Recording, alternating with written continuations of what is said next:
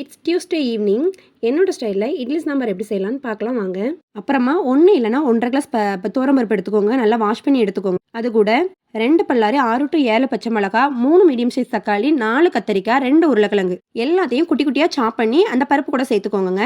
அதுவே மஞ்சத்தூள் 1/2 ஸ்பூன், சாம்பார் பொடி 1 ஸ்பூன், காயப்பொடி கொஞ்சமாக சேர்த்துக்கோங்க.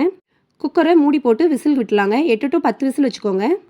ஏர் ரிலீஸ் ஆனதுக்கப்புறமா குக்கரை ஓப்பன் பண்ணிக்கலாங்க. ஒரு பருப்பு கடிதை மத்து வச்சு நல்லா ஸ்மாஷ் பண்ணி விட்டுக்கோங்க. தேவையான அளவு தண்ணி சேர்த்து உப்பு போட்டுக்கோங்க. நல்லா கொதிக்க விட்டுக்கோங்க. நல்லா கொதி வந்ததுக்கப்புறமா வெட்டி வச்சுருக்க மல்லி இலை சேர்த்துப்போங்க. அப்படியே தாளித்து விட்டுறலாங்க. எண்ணெய் ஊற்றிக்கோங்க. கடுகு, உள்ளி போட்டுக்கோங்க. 3 காஞ்ச மிளகாய் குட்டி குட்டியாக கட் பண்ணி போட்டுக்கோங்க.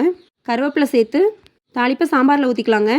இட்லி வச்சு முங்குற அளவுக்கு சாம்பார் ஊற்றி சாப்பிட்டு பாருங்கள். வேறு லெவல் டேஸ்ட்டுங்க. பிடிச்சிருந்தா கண்டிப்பாக ட்ரை பண்ணி பாருங்கள். நம்ம வீடியோவை லைக் பண்ணுங்கள். தேங்க்ஸ் ஃபார் வாட்சிங்.